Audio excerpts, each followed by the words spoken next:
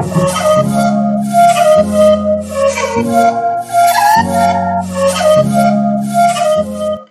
hello guys, welcome back again to my channel. So in the last lecture we discussed about the we have started actually the different types of the continents of the world, and sorry for that any kind of the inconvenience that inconvenience is arises due to the technical problem that occurred in my laptop in the last lecture. So हम last lecture से इस lecture को continue करेंगे, and if you would like to watch my last video last lecture about the remaining continent, then please I will give you link on the I button. You can please click on the I button and go and watch my this video, और उसी के बाद आप इस lecture को देखिएगा, so that you can learn in a continuous manner. So without any delay, let's discuss about the leftover of the continent, that is North America and the Australia.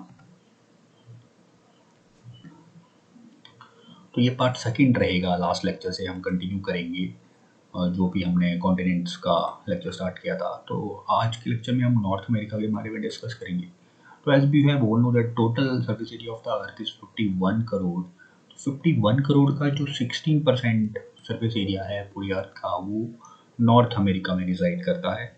And we have know that we have 700,000 and 700 approximately population residing in the world right now. So उसका जो 4.88% area है वो north America में reside करता है। That is north America का जो 7,700 million population है पूरे वर्ल्ड की, उसका जो अप्रोक्सीमेटली 5% पॉपुलेशन है वो नॉर्थ अमेरिका में रिजाइड करता है।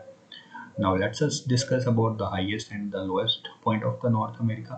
तो नॉर्थ अमेरिका का जो सबसे हाईएस्ट पॉइंट है वो है माउंट मैकिनले, जिसका जो हाइट है वो है 6,194 मीटर, और जो लोएस्ट पॉइंट है वो है डेथ वैली, जो कि है -86 मीटर है जिसकी डेप्थ। और नॉर्थ अमेरिका के बारे में बहुत इंपॉर्टेंट फैक्ट है कि नॉर्थ अमेरिका में जो वर्ल्ड का सबसे लार्जेस्ट कोस्ट लाइन है वो नॉर्थ अमेरिका में रिजाइड करता है। For example what is the coast line, let's discuss about the basic that. For example ये कोई कंट्री है और ये कोई ओशियन है, ये पूरा जो है ये ओशियन है, और ये कंट्री है कोई। तो इस कंट्री का जो ये वाला हिस्सा रहेगा जो कि ओशियन के साथ टच कर रहा है, तो ये कोस्ट लाइन रहती है, ये वाला सारा का सारा कोस्ट लाइन रहेगा। तो दुनिया का जो सबसे लंबा कोस्ट लाइन है वो नॉर्थ अमेरिका में पाया जाता है, कनाडा में। एंड इंडिया का जो सबसे बड़ा जो कोस्ट लाइन है वो गुजरात में पाया जाता है। So this is the important fact about the North America, और ये क्वेश्चन जो है वो बार बार पूछा जाता है सीजीएल एग्जामिनेशन में। So please remember this question from the North America, and for the India you can remember Gujarat.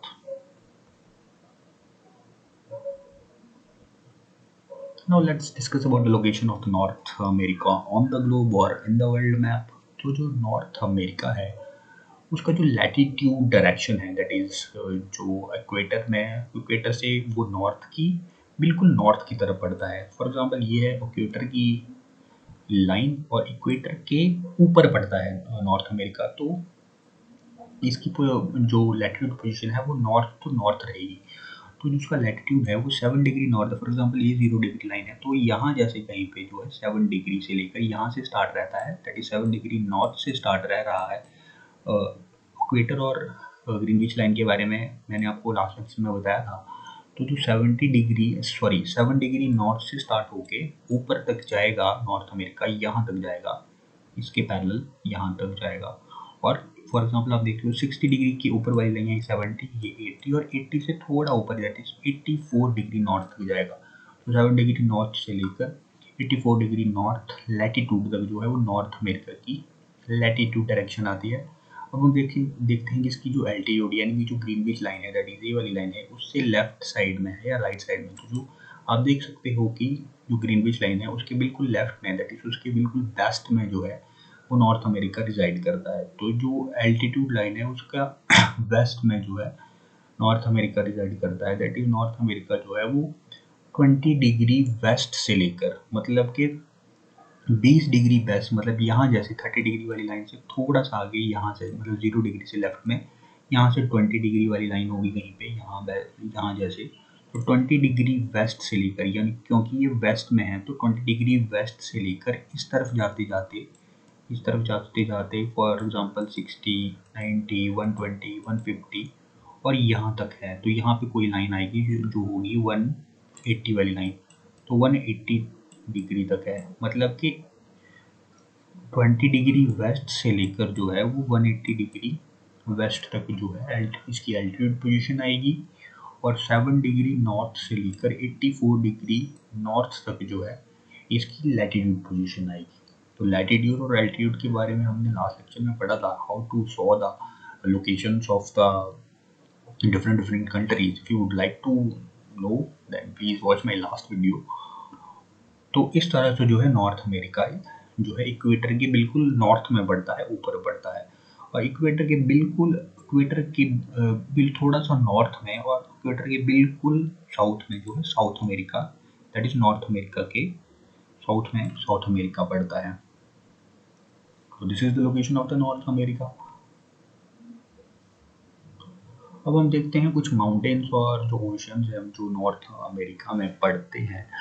तो जो ओशंस है नॉर्थ अमेरिका में वो है पैसिफिक ओशन, और आर्कटिक ओशन है, और हमारे पास अटलांटिक ओशन है। तो ये 3 इंपॉर्टेंट ओशन जो है नॉर्थ अमेरिका में रिजाइड करते हैं, अटलांटिक ओशन, पैसिफिक ओशन और आर्कटिक ओशन जो है। और पैसिफिक ओशन जो ये वाला लाइन है पैसिफिक ओशन का, ये कनाडा है पूरा ये वाला। तो कनाडा का जो कोस्ट लाइन है, ये पैसिफिक ओशन का कोस्ट लाइन जो है ये दुनिया का सबसे बड़ा कोस्ट लाइन है। अब हम डिस्कस करते हैं नॉर्थ अमेरिका के माउंटेन्स के बारे में। तो just like we have Himalayas in the Asia subcontinent, हमारे पास रॉकी माउंटेन्स हैं। रॉकी माउंटेन्स भी हिमालयाज के बाद सबसे ऊंचे माउंटेन्स और यंगफोल्ड माउंटेन्स होते हैं। यंगफोल्ड माउंटेन्स क्या होते हैं इनके बारे में हम आने वाले लेक्चर्स में डिस्कस करेंगे। देन हमारे पास सीरा मेड्रेस के पहाड़ आते हैं। देन हमारे पास अप्लाचियन माउंटेन्स आते हैं नॉर्थ अमेरिका में। फिर हमारे पास अलास्का रेंज बहुत इंपॉर्टेंट है जो कि नॉर्थ अमेरिका में रिजाइड करती है। Then we have Sera Nevada की पहाड़ियाँ आती हैं। सेरा नेवेडा की पहाड़ियाँ बहुत इंपॉर्टेंट है, नॉर्थ अमेरिका में रिजाइड करती हैं।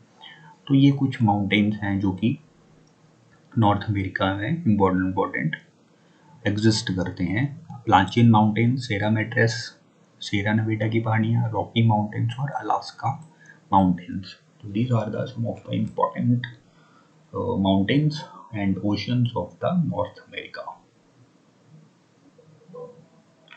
अब हम कुछ डेजर्ट्स और जो इम्पोर्टेंट रिवर्स हैं नॉर्थ अमेरिका के उनके बारे में पढ़ते हैं। तो नॉर्थ अमेरिका के जो इम्पोर्टेंट डेजर्ट्स हैं वो हैं कोलोराडो डेजर्ट्स हैं, या कोलोराडो प्लेट्यू भी जिसको बोलते हैं। देन भी है मोजावे डेजर्ट है, ग्रेट बेसिन डेजर्ट है, सोनारान डेजर्ट है, ग्रेट प्लेन डेजर्ट है एंड चिचुजुआन डेजर्ट है। तो ये कुछ इंपॉर्टेंट जो है डेजर्ट है नॉर्थ अमेरिका के।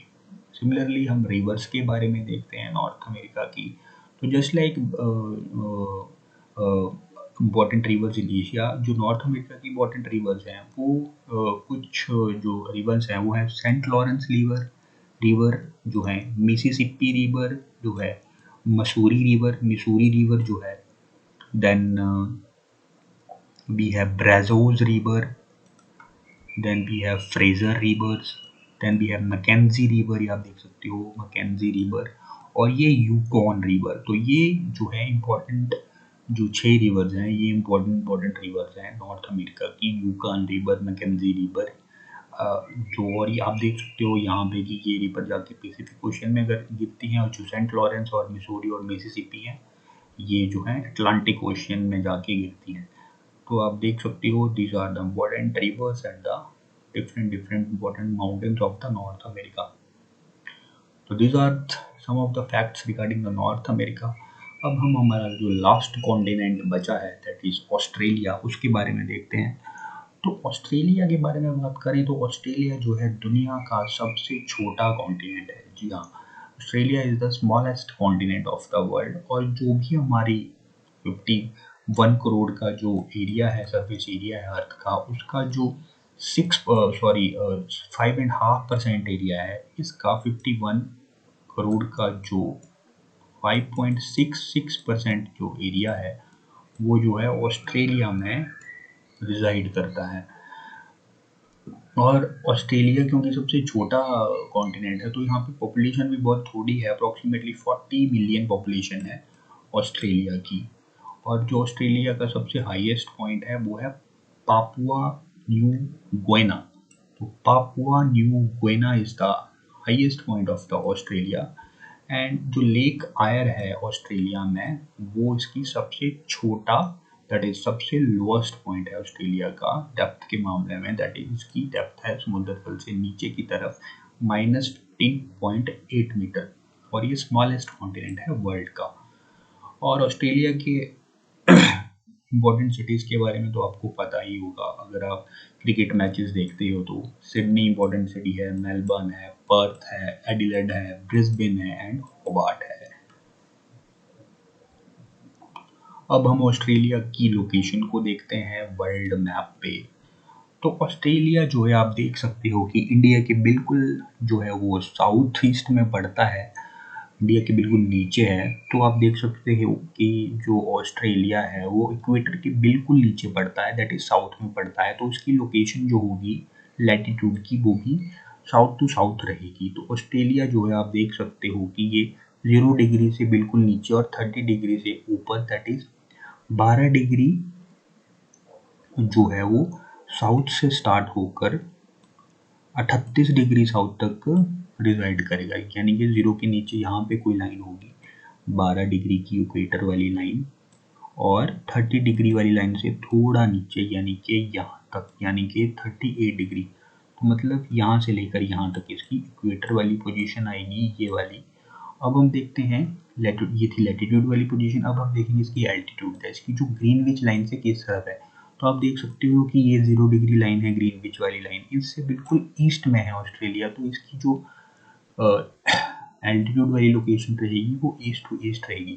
तो आप देख सकते हो कि जो एल्टीट्यूड है ऑस्ट्रेलिया का वो जो है अप्रोक्सीमेटली 90 वाली लाइन है, इससे थोड़ा सा राइट में दैट इज जो ईस्ट में जो 90 डिग्री वाली लाइन है उससे थोड़ा आगे और 120 के 90 और 120 के बीच में दैट इज 100 यहाँ से स्टार्ट रहेगा, यहाँ से स्टार्ट होकर 114 से स्टार्ट होकर जाते जाते ईस्ट में जो है जो 150 वाली लाइन है उससे थोड़ा सा आगे है दैट इज 154।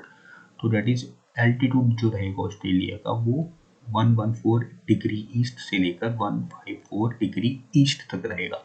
और जो लैटिट्यूड रहेगा वो 12 डिग्री साउथ से लेकर जो रहेगा 38 डिग्री साउथ तक रहेगा। So this is the latitude and the altitude position of the north Australia. यहाँ पे अमेरिका नहीं आएगा, यहाँ पे ऑस्ट्रेलिया आएगा, सॉरी फॉर द मिस्टेक। तो इसकी जो है ये लैटिट्यूड पोजीशन रहेगी ऑस्ट्रेलिया की। लैटिट्यूड रहेगी 12 डिग्री साउथ से लेकर 38 डिग्री साउथ और एल्टीट्यूड रहेगी 114 डिग्री ईस्ट से लेकर 154 degree east. Now let's discuss about the different types of the deserts and ocean that contains by the Australian continent। तो ऑस्ट्रेलिया में जो इम्पोर्टेंट डेजर्ट्स हैं वो है, ये हो गया गिब्सन डेजर्ट हो गया हमारे पास, ग्रेट सैंडी डेजर्ट हो गया हमारे पास, सिम्पसन डेजर्ट हो गया, टनामी डेजर्ट हो गया हमारे पास, लिटिल सैंडी डेजर्ट हो गया हमारे पास। Then we have the Great Victoria Desert, this is the biggest desert of the Australian continent.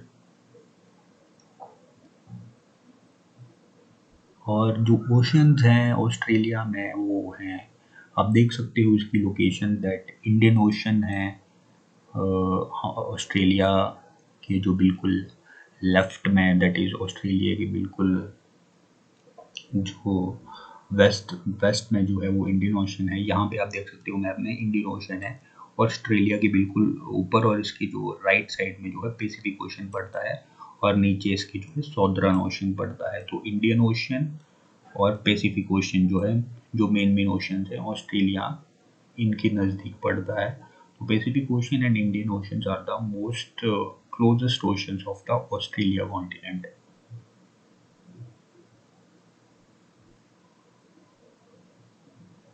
So this is the part second of the continents of the world।